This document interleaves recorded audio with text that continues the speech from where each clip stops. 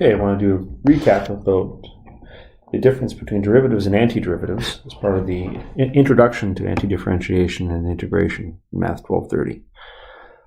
And I think it hit everyone a little bit hard when we started talking about antiderivatives and integration, because it's weird, it's different. So one way to look at the difference is what you're starting with compared to what you're asked for. So for derivatives, you're given a function. Say we're given something like 5x to the power of 6 plus 3x to the power of 2 plus ln of x, just add a whole bunch of stuff in here, plus e to the power of 3x plus the sine of x. So we're given a function, and we're asked to find the derivative of the function, find f prime. And probably first learned how to take derivatives, and then learned what they mean. So what their interpretation is, that they're a rate of change. You looked at applications of them for optimization and so on. And then we continued to explore that inside this course. So I'll just take the derivative of this. We know how to take the derivative using a bunch of shortcuts, using a bunch of rules. So the first rule we learned was the power rule. We take the derivative of a function that looks like constant times variable to a power. We know to bring the power down, multiply by any constant that's already in front. So there's already 5 in front, we bring the 6 down, 30. And then the power gets reduced by 1. We do the same thing to the next piece. It's also a power rule. The 2 comes down, multiplies by the 3. 6 times x to the power of 1 plus ln of x. Derivative of ln of x is 1 over x. E to the 3x. So we know how to take the derivative of e to the power of a function w. We would say that's e to the w times w prime. So e to the 3x times the derivative of 3x, which is 3, plus, and then the new one, very recently in the course, we talked about trig functions, and this is one of the ones to memorize. The derivation for it just takes too long. The derivative of sine of x is cosine of x. So that would be the result.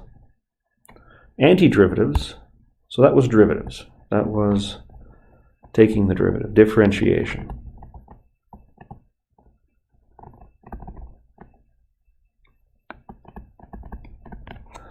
Now, antidifferentiation.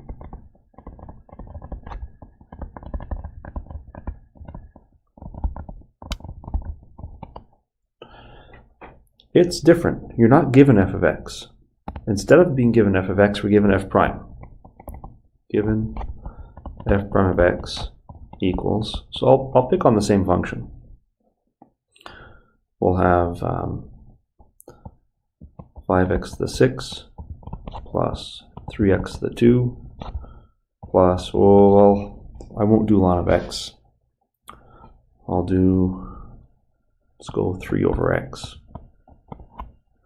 plus e to the 3x plus the sine of x. And here the question is not to find f prime, because that's what we're given. We're told instead to find f of x. Find what the original function was, the function that we took the derivative of to get this stuff.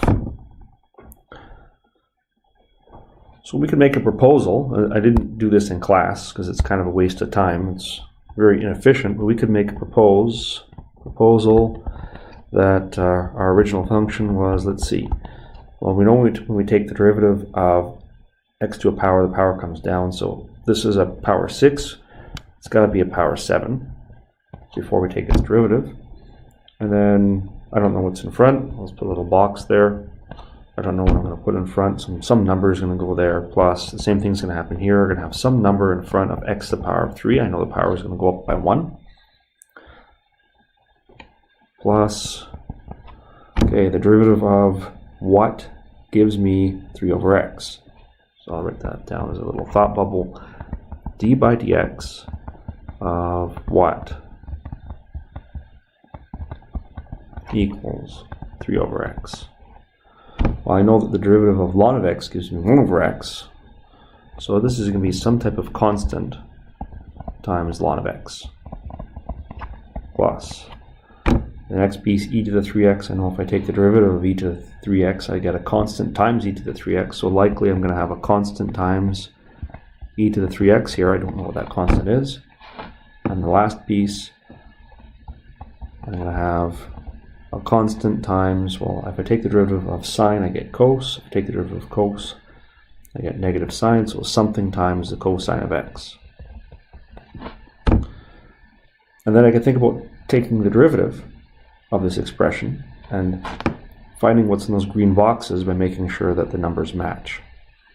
So what I would find is the numbers are going to match if that first green box is 5 divided by 7. When I take the derivative of x to the power of 7, the 7 is going to come down, cancel the 7 that's down below. The next term, I don't need any number there. When I take the derivative of x to the power of 3, the 3 is going to come down in front, and that's what I have originally. So that's good to go. Well, I'll write it as 3 over 3, just so it looks like the previous one. Plus, I know I need this to be a 3. If I take the derivative of 3 times the ln of x, I'm going to get 3 times 1 over x. So it'll match. Here, if I take the derivative of e to the 3x, a 3 is going to come down. My original function does not have a 3 in front, so I want to have that 3 cancel out. So I'm going to put a 1/3 in front, 1 over 3 e to the 3x. Take the derivative of that constant in front, just weights. 1/3 multiplied by the derivative of e to the 3x, it's e to the 3x times 3. The 3 that comes down is going to cancel with the 3 that's on the bottom. And the last part, if I put a negative 1 in front of the cosine function, when I take the derivative of the cosine of x, I get a negative sine of x. That negative is going to cancel with the negative that's already in front, giving me positive sine of x. So there's a few rules that we can use, and actually there's a mistake, there's a typo here. Not really a typo, but I talked about it in class. I forgot to do it here. That's the antiderivative of 1 over x is not ln of x, it's actually ln absolute value. And let's just have this as a thing that you'll trust me for now. We'll look at why this is the case later, why we need that absolute value sign. Not the most general antiderivative. Okay, and that's one way to do the antiderivative, is to think about derivatives, work backwards, make any constants match up. To be a little bit more consistent about this, we have shortcuts. So antiderivative shortcuts, just like our derivative shortcuts.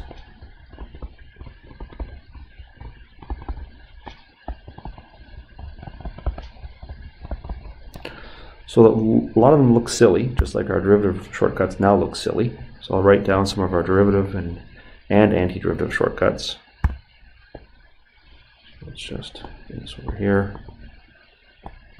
So antiderivative is on there, derivative shortcuts here.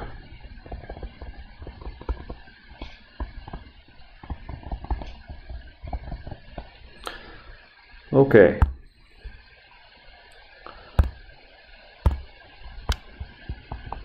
So the first derivative shortcut that looks ridiculous is if we take the derivative of a constant, c, times a function, f of x, we can write that as the constant times the derivative of the function part. You can factor constants out of derivatives. And another derivative shortcut we have is the derivative of two things added together, d by dx, of two functions, f of x plus g of x. We know that we can separate that as the derivative of the first plus the derivative of the second.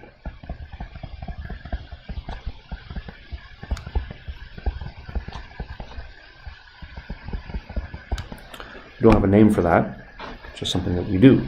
If you have a polynomial, a bunch of x's to a power, and tell you to take the derivative, you know just to take the derivative of each piece separately.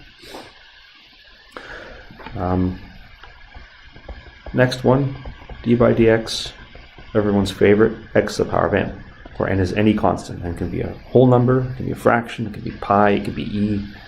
No matter what it is, when you take the derivative, the n's going to come down, and you're going to have x to the power of n minus 1. That's called the power rule. So that one has a name.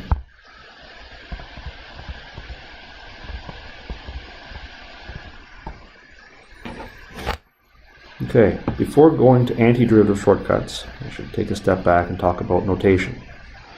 We have this d by dx notation for taking the derivative of something. Take the derivative of something with respect to x. For integrals, the notation, so this is not a shortcut, this is first notation.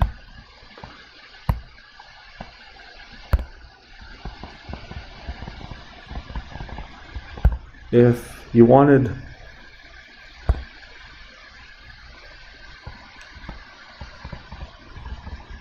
take the antiderivative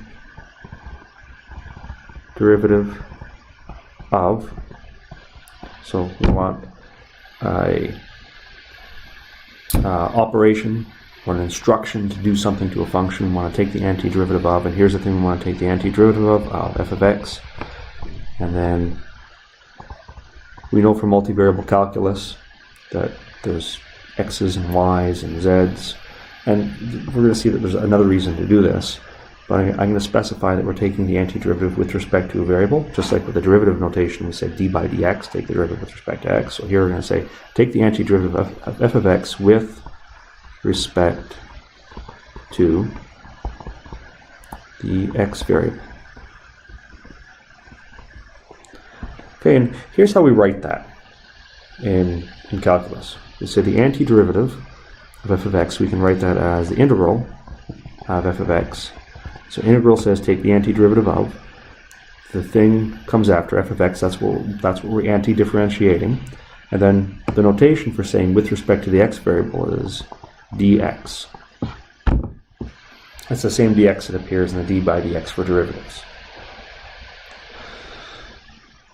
With that notation, knowing that that symbol means take the antiderivative of, and the dx means with respect to the x variable, and then you're operating on the thing that's in the middle. Now there's more to it than that. We don't get into the theory of integration and anti-differentiation. We don't get into connection between different types of interpretations of antiderivatives. That's Calculus 1000. So if this stuff is fascinating to you, and you want to know more depth, more foundation, and really get a sense for what's truly going on here, you have to take Calc 1000. This is not a course that delves into there. Anyway, with that out of the way, here's some shortcuts you can use for antiderivatives. So the first rule for derivatives, derivative of a constant times a function, we have a similar rule for antiderivatives. Antiderivative of a constant times a function. We can common factor the constant out. Constant times antiderivative of f of x dx. Similarly, if we're taking the antiderivative of two things added together, f of x plus g of x, we're anti-differentiating them with respect to the x variable, then we can split it up as two separate antiderivatives.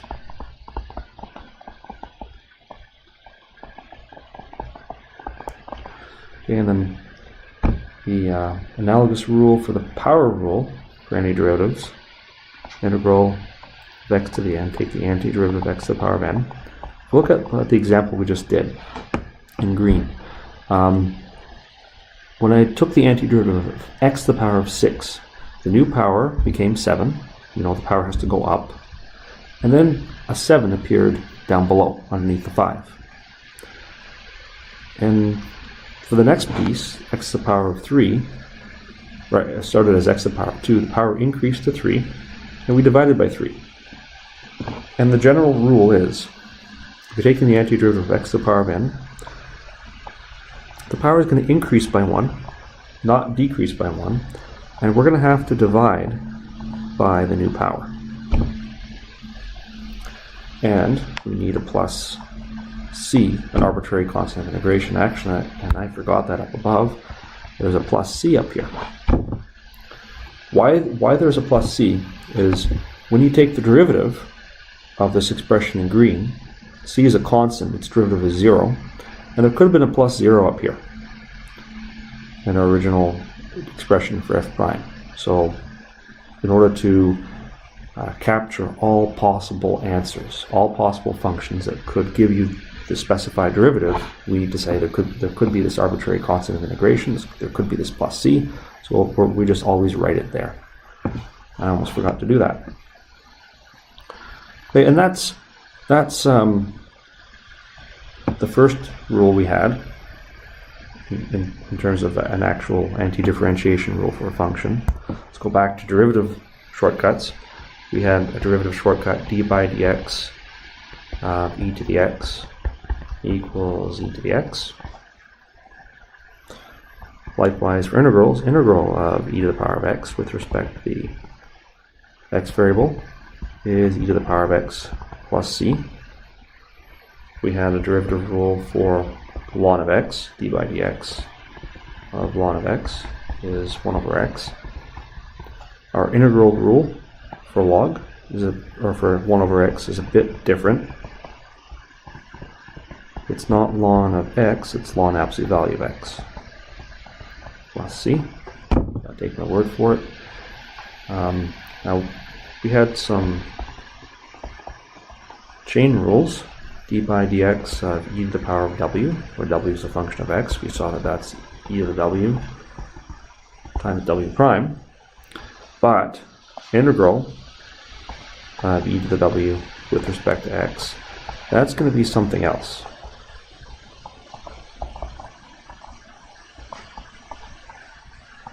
It'll be a wait and see what happens.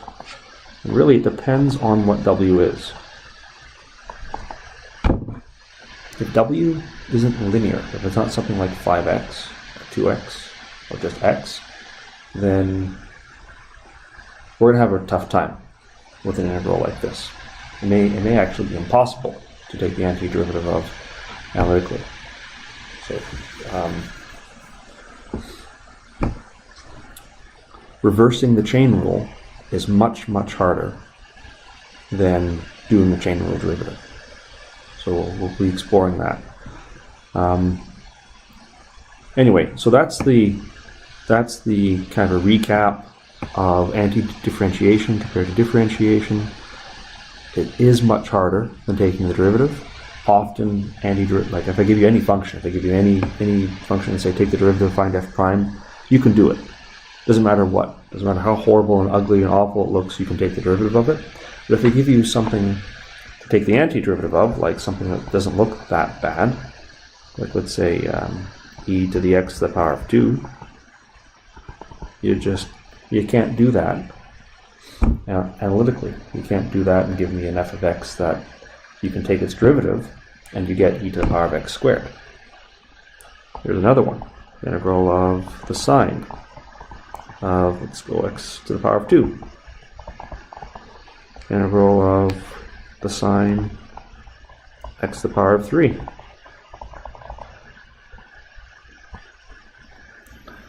So definitely each of those functions would be easy to take a derivative of, but very nasty in terms of antiderivatives.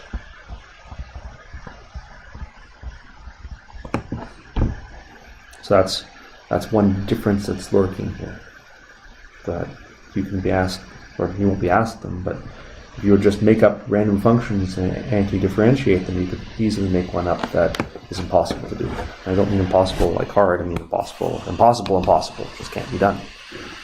Anyway, we'll continue this journey in class.